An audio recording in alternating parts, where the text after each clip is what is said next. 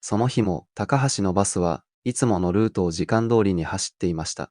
夕方のラッシュを少し過ぎた穏やかな時間帯。窓から差し込む西日が乗客たちの顔を柔らかく照らします。学校帰りの学生たちのおしゃべり。買い物袋を抱えた主婦のため息。イヤホンで音楽を聴きながらうとうとするサラリーマン。それは高橋が25年間毎日見続けてきた愛すべき日常の風景でした。高橋はこの仕事に誇りを持っています。ただ、乗客を目的地に運ぶだけではない。人々の日常というかけがえのない時間を安全に運ぶこと。それが彼の信念でした。次、止まります。アナウンスとともに、バスは滑らかにバス停に停車します。おばあさんが買い物カートを押しながらゆっくりと降りていく。お足元、お気をつけくださいね。優しい声かけに、おばあさんはにっこりと微笑んで会釈を返しました。そんな小さなやりとりが高橋の心のガソリンでした。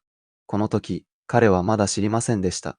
この数分後、この平和な空間が一人の男によって凍りつくことになるなど、夢にも思っていなかったのです。次のバス停で、その男は乗ってきました。小太りで高価そうなスーツを着こなしていますが、なぜか、その表情は不機嫌に歪んでいます。男は IC カードを乱暴にリーダーに叩きつけると、ドスン、とうとう立てて空いていた優先席に腰を下ろしました。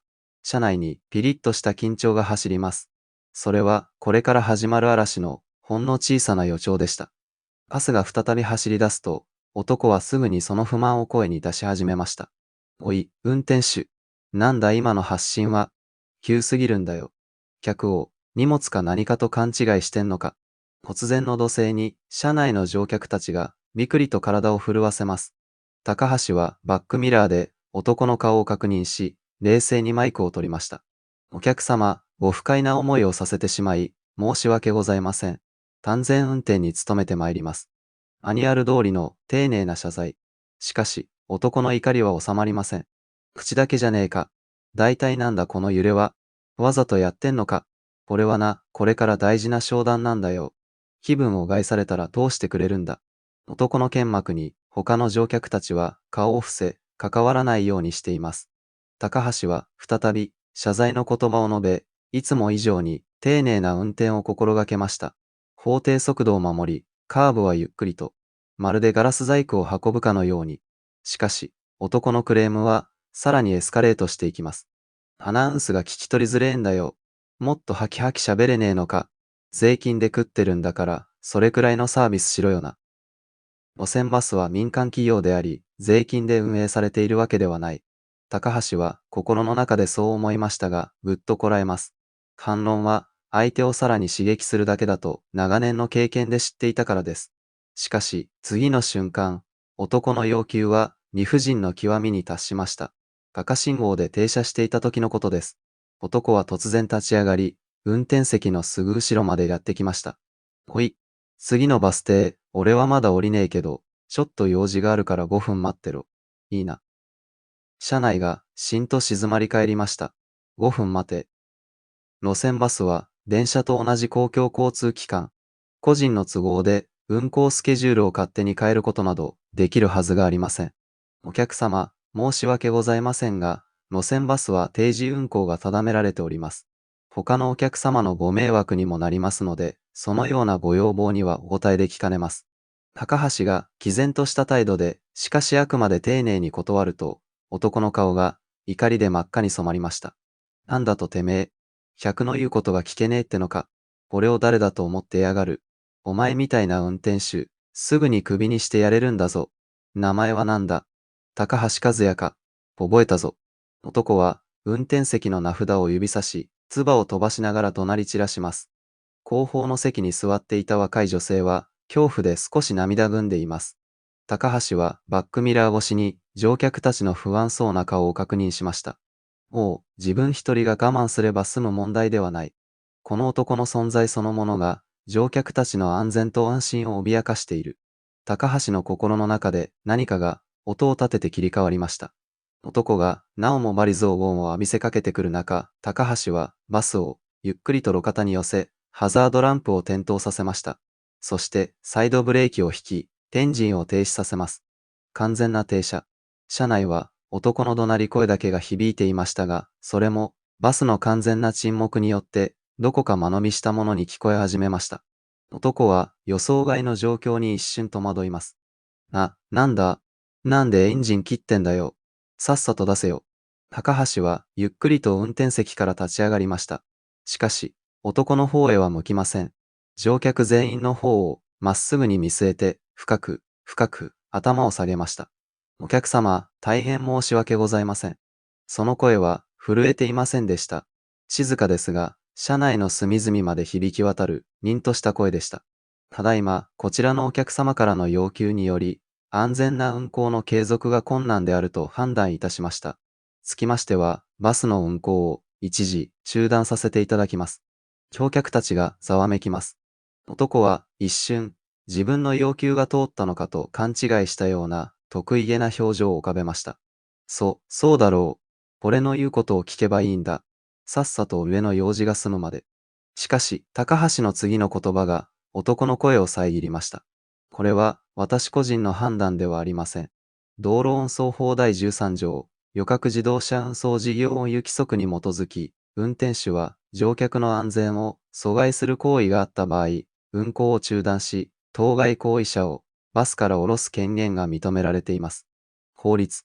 その思いがけない言葉に男は目を丸くします。高橋は少しも動じることなく続けました。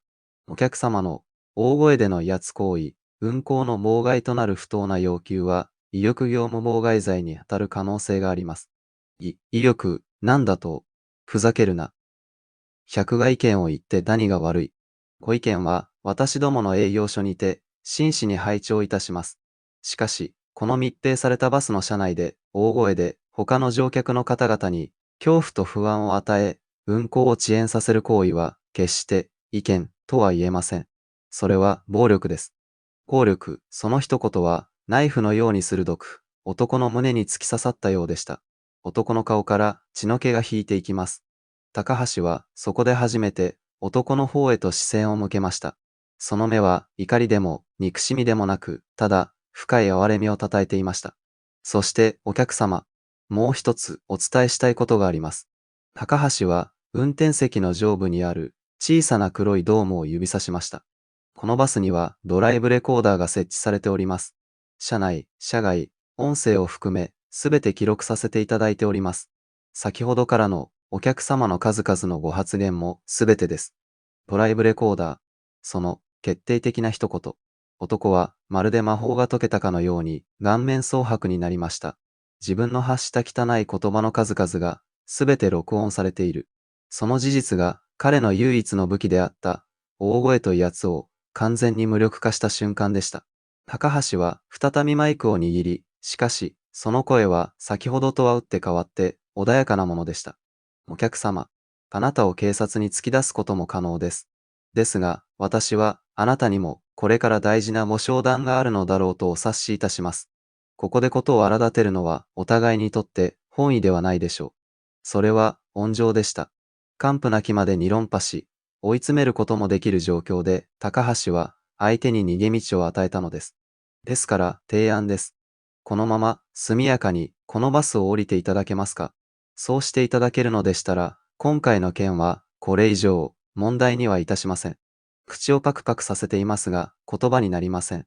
プライドと羞恥心で顔は赤と青が入り混じったような色になっています。高橋は静かに運転席に戻り、ドアを開けるスイッチを押しました。クシューという音とともに現実世界への扉が開きます。男は数秒間その場で立ち尽くしていましたが、やがて逃げるようにバスを降りていきました。その背中はあれほど大きく見えたのに、今はひどく小さく、みすぼらしく見えました。男の姿が見えなくなると、高橋は再び乗客たちに向き直り、深く頭を下げました。皆様、大変ご迷惑をおかけいたしました。バスの運行を再開いたします。彼が運転席に座り、エンジンをかけようとしたその時でした。後方の席から拍手が起こりました。それは一人、また一人と伝染し、やがて車内は温かい拍手の音に包まれました。恐怖で泣いていた若い女性も、眉を潜めていたサラリーマンも、みんな高橋に向けて笑顔で手を叩いています。最初に拍手をしたのはあのおばあさんでした。おばあさんはにっこりと笑って言いました。運転手さん、立派だったよ。ありがとうね。その一言に高橋の目から熱いものがこみ上げてくるのを止められませんでした。25年間、守り続けてきた誇りが報われた瞬間でした。その後、バスは何事もなかったかのように終点へと向かいました。この出来事は高橋によって会社の含む規定通りに報告されました。クビになるどころか、彼の冷静沈着な対応は、他の運転手の模範となるべき行動として社長から直接表彰されたそうです。この動画が良かったら、チャンネル登録と高評価をお願いします。